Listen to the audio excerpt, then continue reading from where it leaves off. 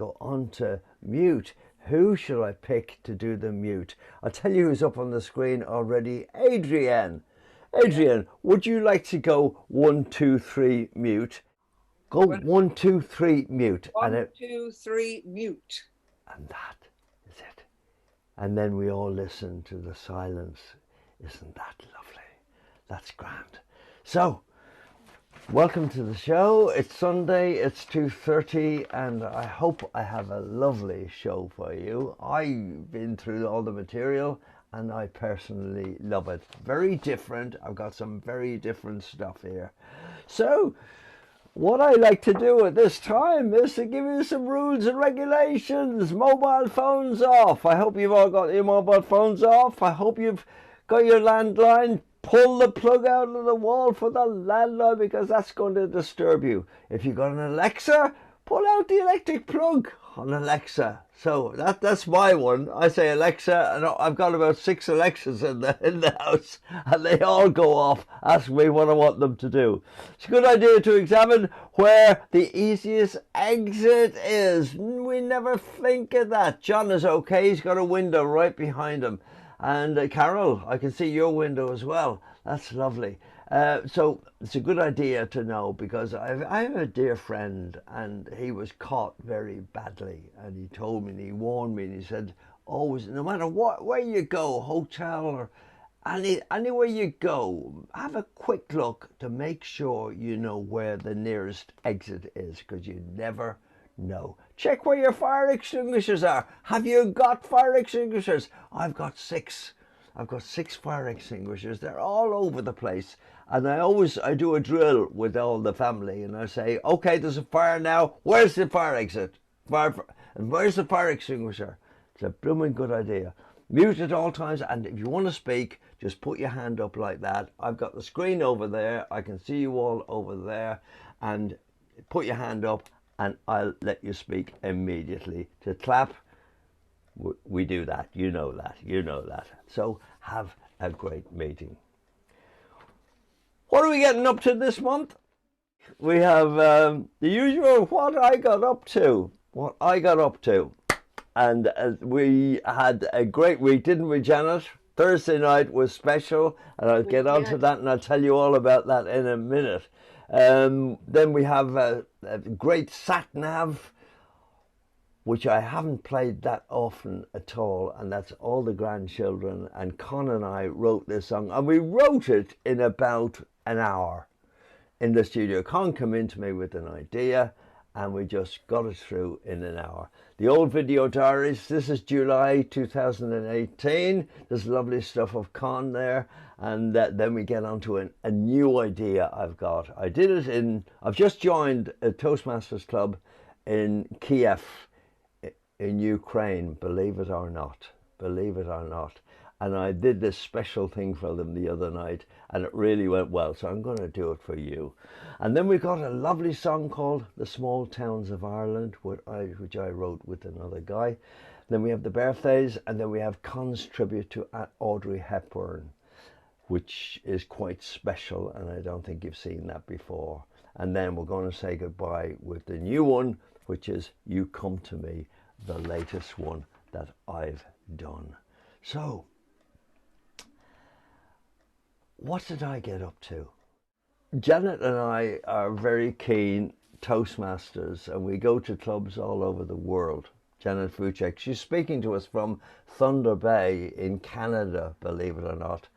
And it's still quite cold there. I don't think they've got rid of all the snow yet. And she loves going outdoors. But we both went in for this worldwide competition on Thursday night. And it was Shakespeare's soliloquies. You had to pick one and do it. And then one section was acting it all and performing it. And then the other section was interpretive reading, which was reading it, which was lovely. And guess who won the reading section? Janet Vucek.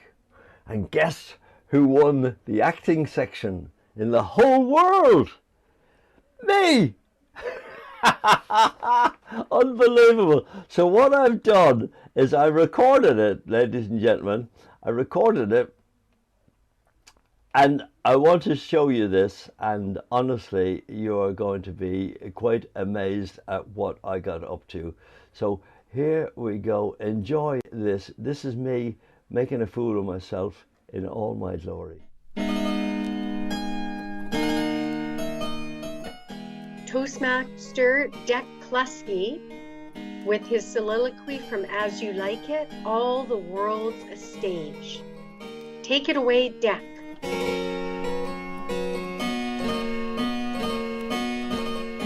The 7 ages of man. All the world's a stage, and all the men and women merely players. They have their exits and their entrances, and one man in his time plays many parts, his acts being 7 ages. At first the infant, mewling and puking in the nurse's arms.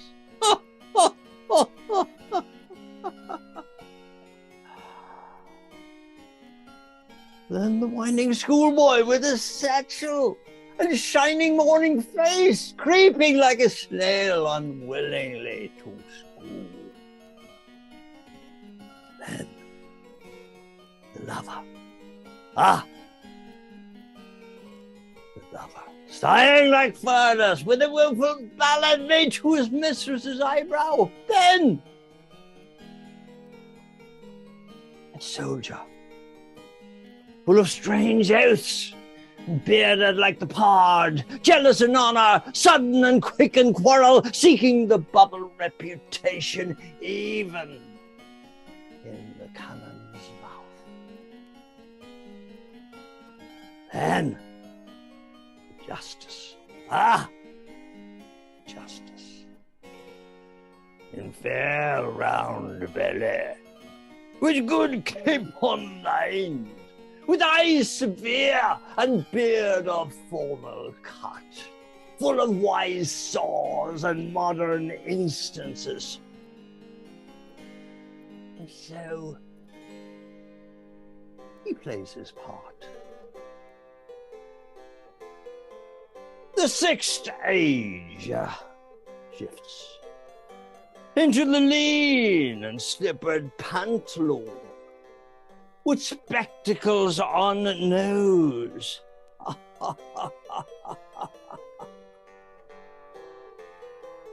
Outside his youthful hose, well saved, a world too wide for his shrunk shank, and his big manly voice. Turning again, his childish fiddles, pipes, and whistles, and his sounds. Last seen no more. The last seen no more. But ends this strange, eventful history, this second timelessness. Mere oblivion. Strange teeth, strange eyes, strange taste, strange everything. Aha.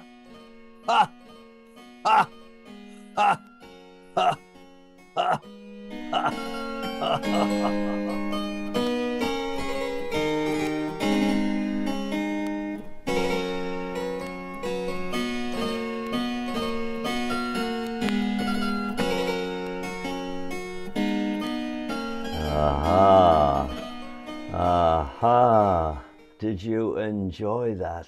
As usual. Oh, nobody applauding. Nobody applauding. Why don't I get onto Calorie View? I get onto Calorie View here.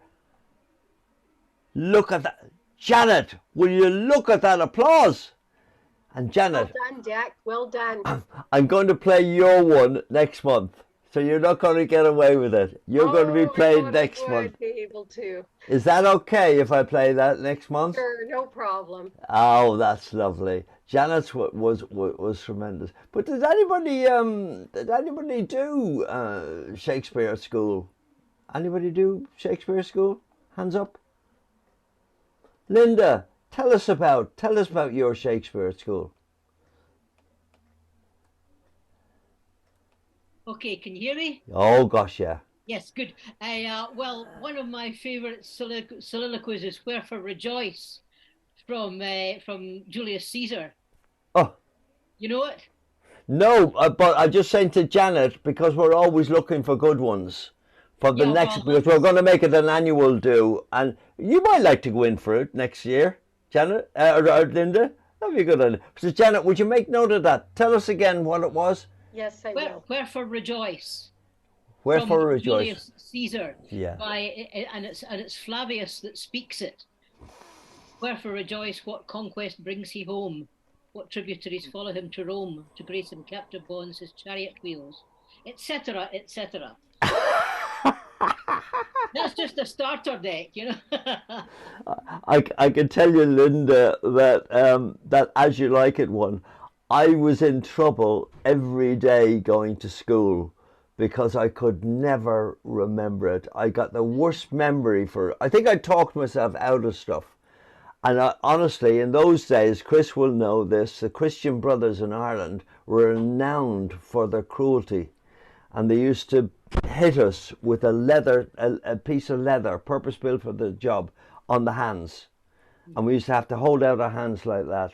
Yeah. And I used to get 8 on each hand virtually every time we did English, because I could never remember that As You Like It. Oh my goodness.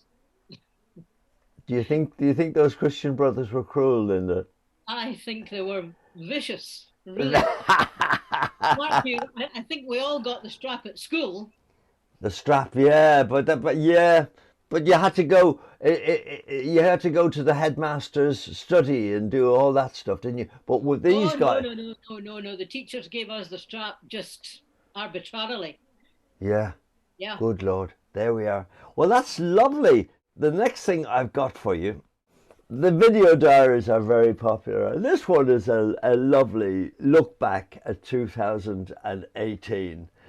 It's quite a few years ago now when you think about it. It's 5 years ago. And everything seemed to be different then, didn't it? Seemed to be different. But let's have a little look at what we got up to in 2018.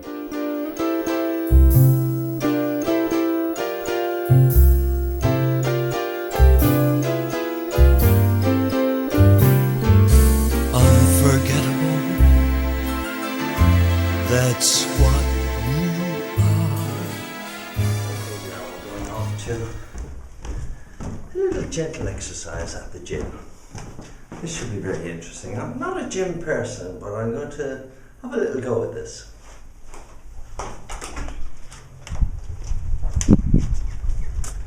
And the weather is astonishing.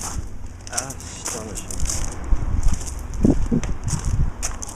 I don't know whether it's good or not, because the gardens are getting so dried up, and I'm a very keen gardener.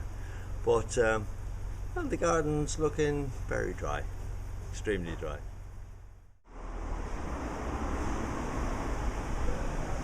And here we are. See what delights take our fancy. At the gym. Interesting. I did nothing. No. I watched Sandy, my good wife, and she did very, very well. I'm really so pleased with her, because she wasn't well about 6 months ago, and she's made a terrific recovery, and now she's getting herself active. So we're going to the gym again next week, and next week I'm going to start doing stuff. Watch out. Then we had a family fright. Victoria was taken very ill and rushed off to hospital with a stomach problem. All the tests in the world, MRIs, everything, and they still haven't figured out what the heck the problem was. It was a mystery. Connor's always had a family living in a wing of his house. And now Carol, believe it or not, has bought the wing. This is Carol surveying her new house. No, And Mark Thompson, I'm not too sure what's going on there. who is the architect, son of a very good friend of mine. This has all been stripped out, and it's Yeah. Well, going to be all renovated into a lovely kitchen. yeah, well, that has to come out. Yeah. And down there into a cellar. So we've taken the That's the hospitality sewage table out. pipe going down. We because come out of the here kitchen into this comes lovely in big there. lounge, No. which again all needs to be done. It's all been stripped out. I don't want to forward you the messages. That wall has got to be sandblasted. They've taken out all the And then we've got this beautiful yeah. fireplace. That, yeah, that's going to Wow. be soundproofed, insulated, back up again. As it was before. And I think what we're going to do is go halfway up, That's all that. the way round with plaster. Lovely wall. Right. Can we? Only because Also left behind in the house is this beautiful wardrobe. Absolutely gorgeous.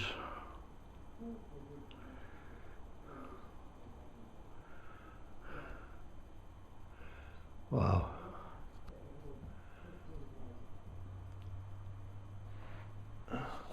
I think my daughter did very well buying this, which means she's living next door to me now. That's great. Thank you.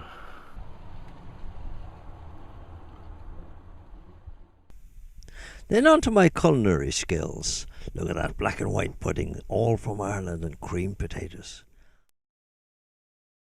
Then this was a very special piece of cod. This is breaded, beautiful herbs, lovely tomatoes with it. This was a piece of halibut, which was done with chard and again Spanish tomatoes. Ribeye beef, one of my favourites. I love ribeye beef because you get 3 cuts of different steak in it, and that makes it very special. Sandy asked me to do a big pork chop, and I loved doing it for her. This was nice. Aha! A cod loin. Never heard of it before, but this was done in a very special way. Doesn't it look beautiful? I bet you could eat that right up. Then we did chicken, which was battered down and breaded and on a salsa verde. Salsa verde is very intricate, very hard to do, but altogether delicious. And then a nice piece of halibut again.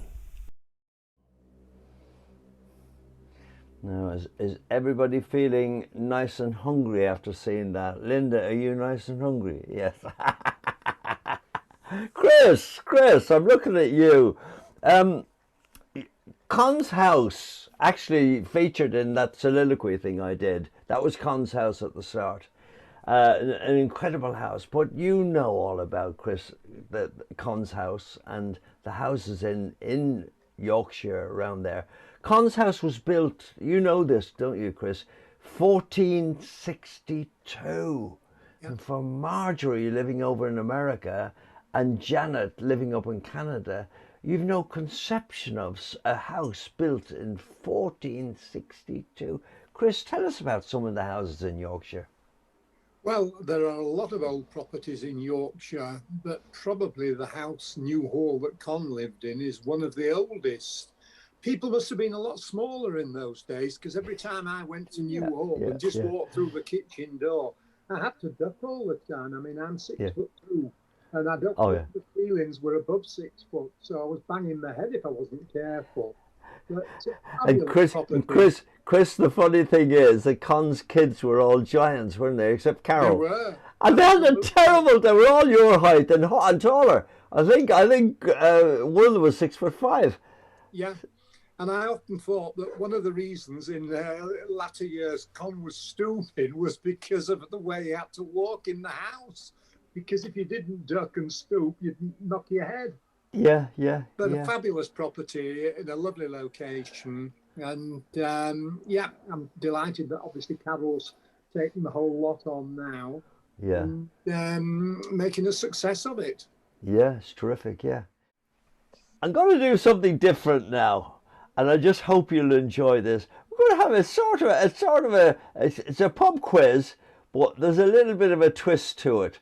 So I'll just do it, and then you'll get the gist of it. Let me just see. So if I say this is Table Topics with Dec, yeah? And the idea is I'm going to ask you all questions. What is the longest that an elephant has ever lived? 17 years? Put your hands up. 17 years? Nobody says 17 years. That's okay. 49 years. Carol says 49 years and John says 49 years. Okay. 89 years. Linda. Maura. Maura, you've seen this before, haven't you? Marjorie. Would we say, who was right?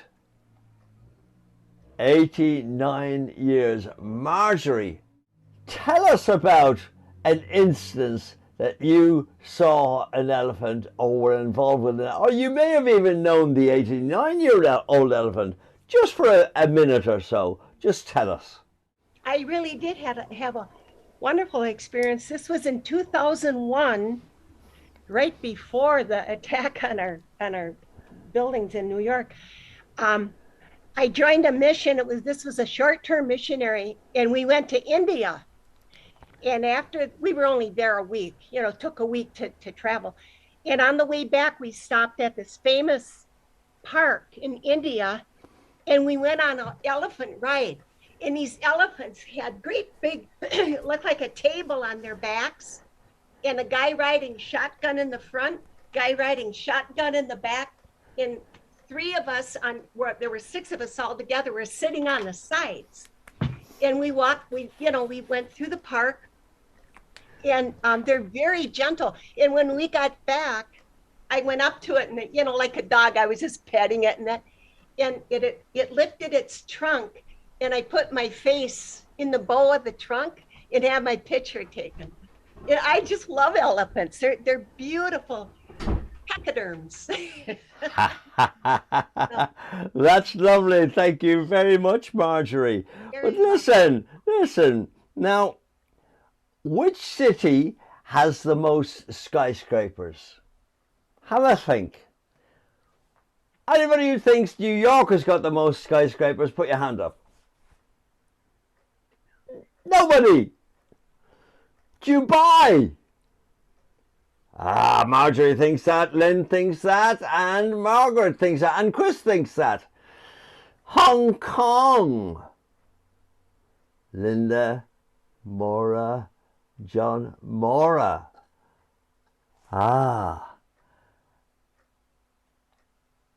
Hong Kong has the most skyscrapers.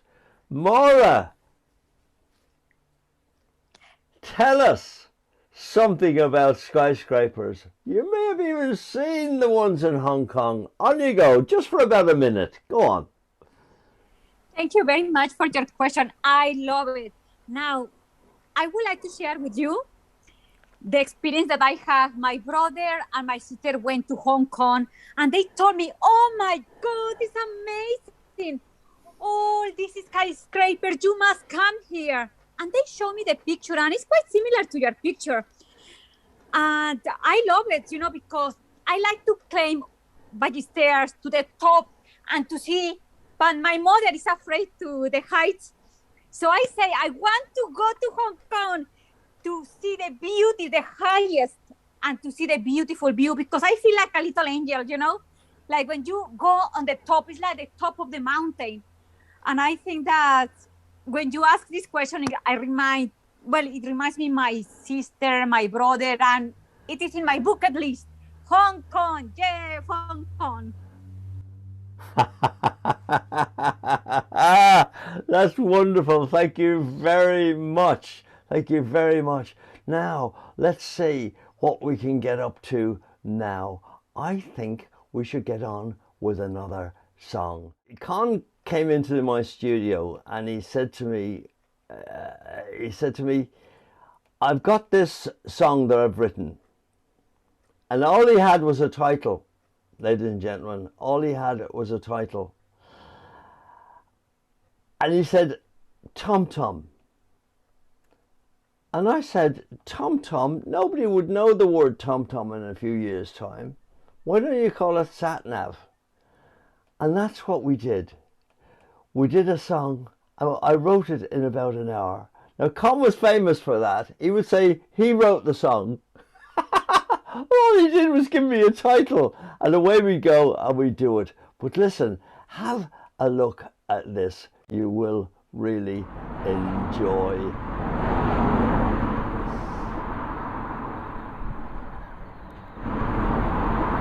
Daddy.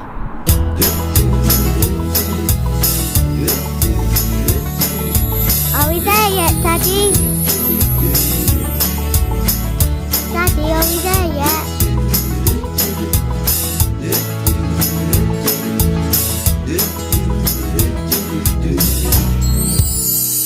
Me and my sat-nav, we're heading down the road. Me and my sat-nav, we're such a heavenly load. Got Susie and the kids and the bags in the back. The dog came too, and that's a fact. My sat-nav. Sometime long ago, one time we could go to find just the place to be. Then I turned it on. One touch didn't take long. But then what did I hear it say? Turn around when possible. Me and my sat-nav, we're heading down the road. Me and my sat-nav, we're such a heavenly load. Got Susie and the kids and the bags in the back. The dog came too, and that's a fact. I said, some kids like to say, my dad knows the way, but then they can be so wrong. There yet, Daddy? Sat-navs, they're the best. Just give your mind a rest until you just hear it say, turn around when possible. Me and my sat-nav, we're heading down the road. Me and my sat-nav, we're such a heavenly load. Got Susie and the kids and the bags in the back. The dog came too, and that's a fact. My sat-nav. Turn around when possible. Did I switch off the lights? Did I lock the front door? After 300 meters, you have reached your destination. Did I turn off the gas? At the end of the road, take the ferry. Turn around when possible. Me and my sat-nav, we're heading down the road. Me and my sat-nav, we're such a heavenly load. Got Susie and the kids and the bags in the back. The dog came too, and that's a fact. My sat-nav. Me and my sat-nav, we're heading down the road. Me and my sat-nav. Daddy, are we there yet? We're such a heavenly load. Got Susie and the kids and the bags in the back. The dog came too, and that's a fact. I hope you enjoy that. Oh, look at the applause. Let's see. Con, look at the applause for your song that you just gave me the title of. And then I expected me to write the whole thing. And I did. That was lovely. And all the views there, you know, ladies and gentlemen, and boys and girls. All the views all around Eastbourne. come to Eastbourne sometime. The views are fantastic. Beachy Head, Maura's nodding her head there. That's lovely. The next one I've got for you is an interesting one, because it's actually the last song that Con ever recorded with me.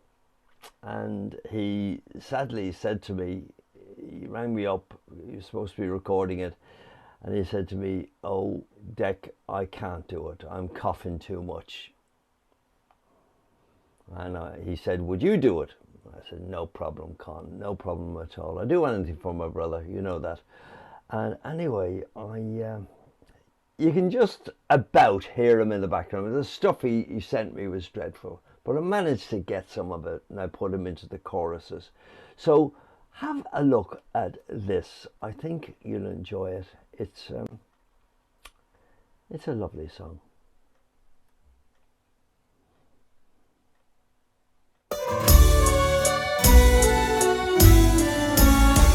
This tale is a great one, this tale is a grand one. It tells of the times, tribulations of old. And here we are now, with a good life around us, forgetting of those years and the decades of cold. These times they beguile us, these times they amuse us. We feel hate's forgotten, atrocity's gone. Then bang, there's a war on, the men are soon gone. Are the small towns of Ireland still safe? I'm not sure.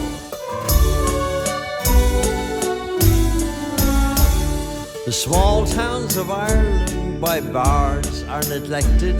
They stand there all lonesome on hilltop and plain. The Protestant glebe house by beech trees protected sits close to the gates of his lordship's domain. But where is his lordship, who once in a phaeton drove out twixt his lodges and into the town? Oh, his tragic misfortunes I will not dilate on. His mansions are ruined, his woods are cut down.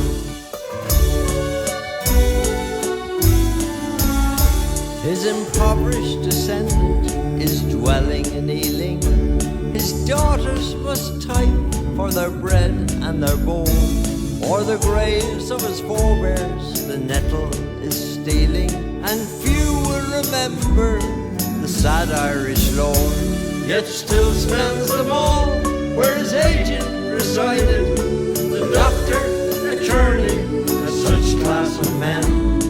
The elegant fanlights and windows provided a Dublin-like look for the town's upper end.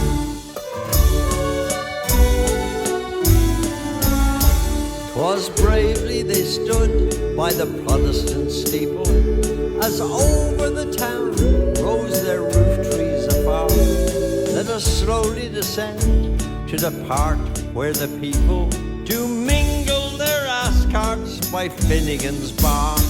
I hear it once more, the soft sound of their voices, when fair days filling with farmers the square. And the heart in my bosom delights and rejoices to think of the dealing and drinking done there. This tale was a great one, this tale was a grand one. It told of the times, tribulations of old. Here we are now, with a good life around us, forgetting not those years and the decades of cold. These times, they beguile us, these times, they amuse us. We feel hate's forgotten, atrocity's gone. Then bang, there's a war on, the men, they're soon gone. Are the small towns of Ireland still safe? I'm not sure.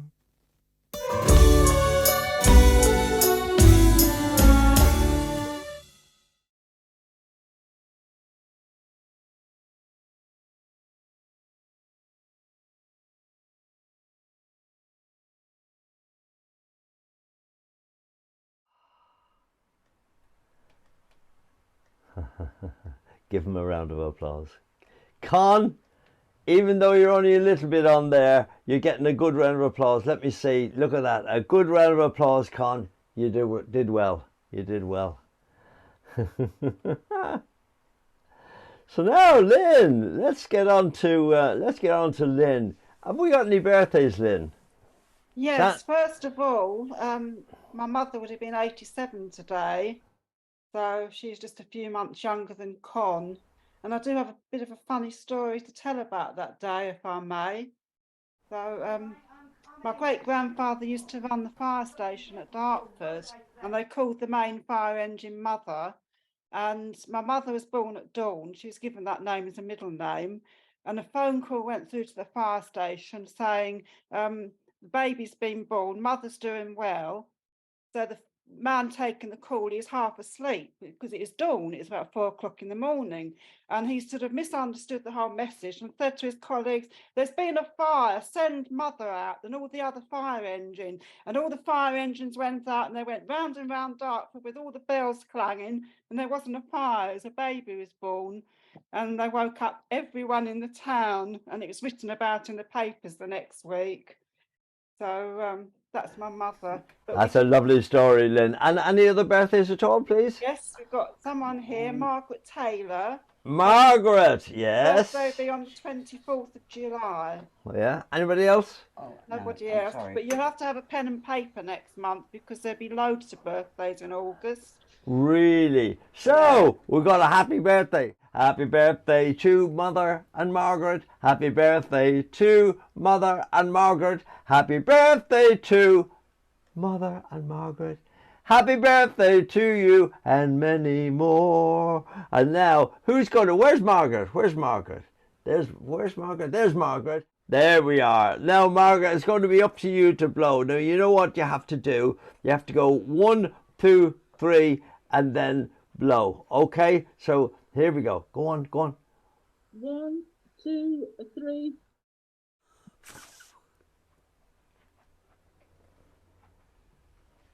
That's amazing. My goodness me, Margaret, how can you blow that much all the way from...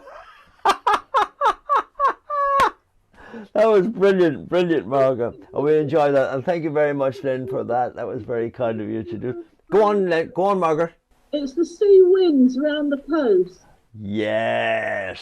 We're very lucky down in Eastbourne. We don't get much wind. It was a tiny little bit, just enough to keep it cool. But our weather, this is for Marjorie and for Janet, our weather for the past 6 weeks, ladies and gentlemen, especially in Eastbourne, it's been absolutely south of Spain weather. It's been terrific.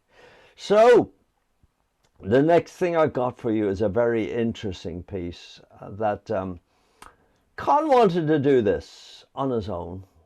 And I want you to just listen to this. This is Con on his own, at his best, doing what he does best, or did best. Just listen to this beautiful piece. Most people today think they can buy beauty with makeup, clothes, jewellery and gimmicks. One of the most beautiful ladies in the world was Audrey Hepburn. Do you remember how beautiful she looked in that wonderful film, Breakfast at Tiffany's? Her father was Irish, you know. Would you like to know her beauty tips?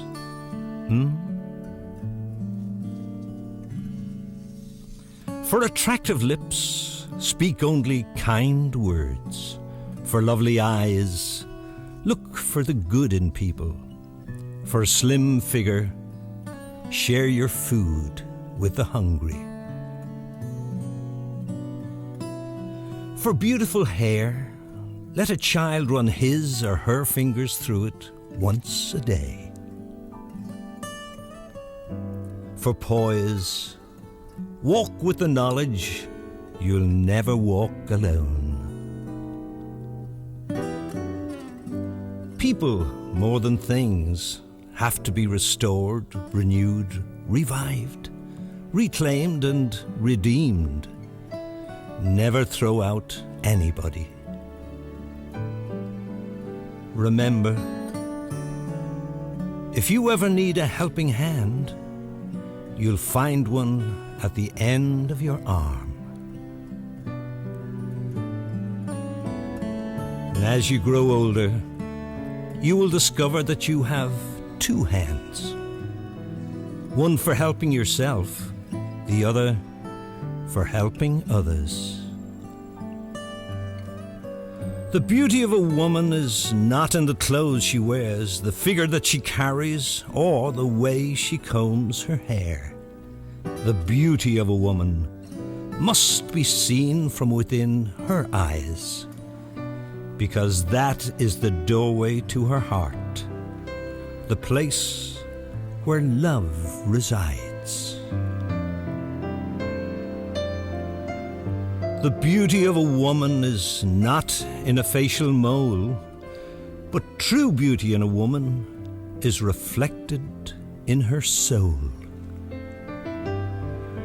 It is the caring that she lovingly gives, the passion that she shows.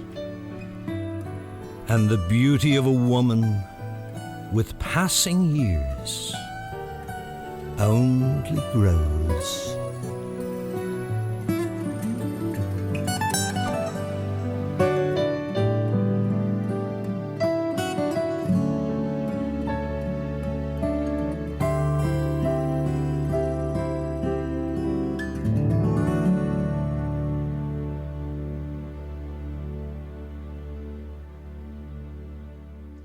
What a voice he had, even just talking. And do you know, he meant every word of that stuff he did. Let's see a round of applause for Con. Con! Margaret's crying. My goodness me. That's lovely. Look at that, Con. They love you. They love you still. They love you still. And I tell you what, Con, you look after those people. Con will look after you. He will do that. But he had this amazing ability, Con, to get into whatever he was doing. And when he was doing something like that, it just went into a zone. And all I had to do was just press record. And he trusted me with everything because he knew I was going to do a good job. But the final song that we've got for you today is it's an interesting one because in 1978, a guy called Stuart Atkins. Now, Chris might know Stuart Atkins.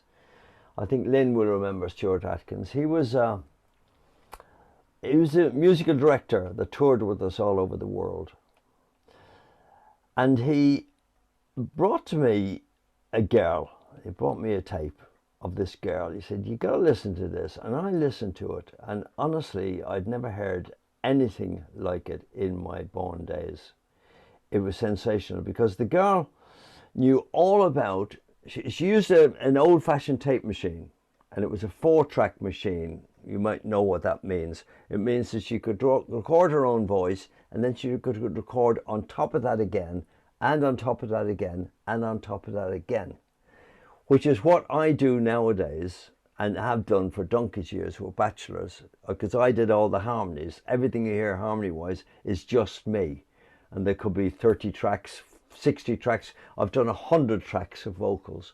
But she was doing this with a 4-track machine. The results she got was sensational. So Stuart said, there's nothing I can do for this girl at all. And I said, listen, can we do a deal, Stuart? No, he wouldn't have it. He said, no, Jack, you take her and I think you can make her a star. So I recorded one song with her and it was fantastic. It really was. I had goosebumps. And I went to everybody I knew. I went to Bernard Delfont. I can remember standing in London with a telephone box. That's the way it was in 1978. There were no mobile phones or anything. Telephone box. And I was just with my diary like this with all the phone numbers in it. And I just was ringing everybody. Like, Bernie Delfont, Louis Benjamin, people like that, all the bosses, because I knew all the top men in all the record companies. And I ended up with a bidding war for this girl. And Louis Benjamin from Pi won the bidding war. And I'm not going to tell you how much they gave me. Of course, I split it with Sue. Sue Quinn was her name at the time. And we went to Pi, and they'd just installed a brand new SSL desk with what they call flying faders. The engineer was the top guy in the country, Larry Bartlett, who I didn't know at the time was the top guy. And between the two of us, and what I did, it was a very clever idea. I got in touch with guys I knew, the top arrangers in the country. And one of them was Reg Guest, that had done an awful lot with Bachelors. And I gave him 4 songs. Yeah? I gave Stuart Atkins, as a favour, 4 songs. Colin Fletcher, who was recording producing a lot of Bachelor stuff at the time, I gave him 4 songs, and I took 4 songs myself. So there were 16 songs. I cleaned up all the songs and gave them to these guys, and I told each of them that they were vying against each other. Now, see the trick? And I did another trick, and Chris will like this one. We were using fantastic musicians at the time, so I got 2 of them to come down. Eddie, and I forget the other guy's name, it's a guitar player and a keyboard player. And I put them in the studio with the top British session musicians. And you could see the faces on the London guys. They didn't like it at all. But my goodness me, did they play. And we produced this album. It was called Hedda. I found it recently because I found an old turntable in a loft I'm clearing out and refurbished it, and there was the Hedda album, and I put it on, and I couldn't believe this album. It is, and I mean this, it is the best album I have ever heard in my life. It is unbelievable. So I said to myself, I'll take 1 song or maybe 2 songs and I'll recreate it. And I did that. And this, ladies and gentlemen, boys and girls, is that song. It's called You Come to Me, Prepare to Be Amazed.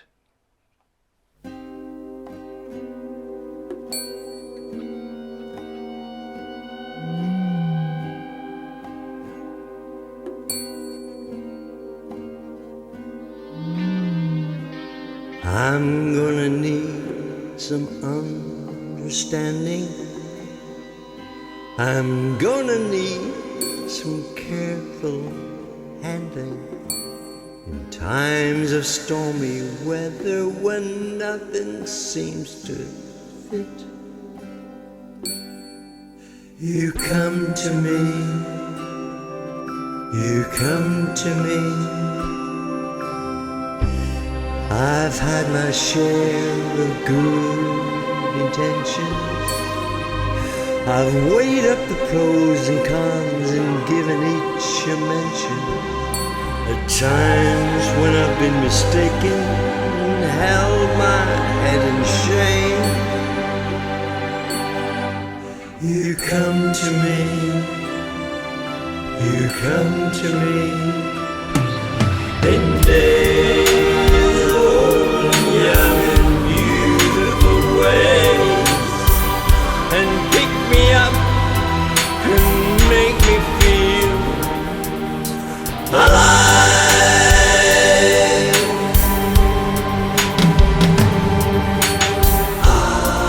And in times of trouble you lead me through. You make me strong, you know you do. Love, make me feel no emptiness. And if I do, I'll come to you. I'll come to you. In days of old, young and beautiful ways.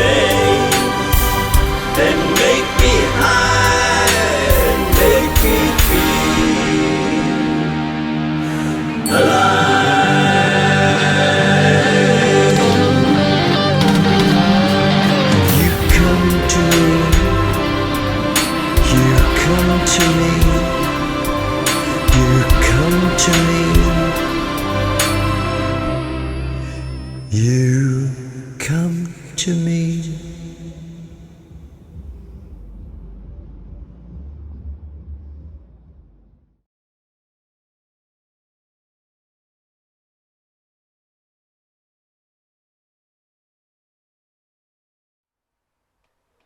So what did you think of that?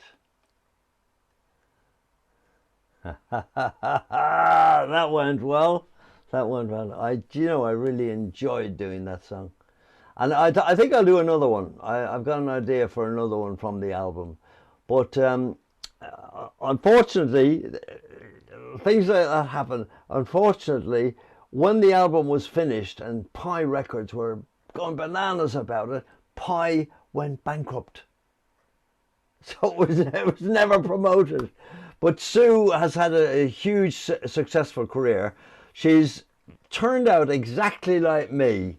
She has got the reputation of being the go-to person. If you want somebody in the studio for harmonies, doing back vocals, she's done back vocals on so many major hit records.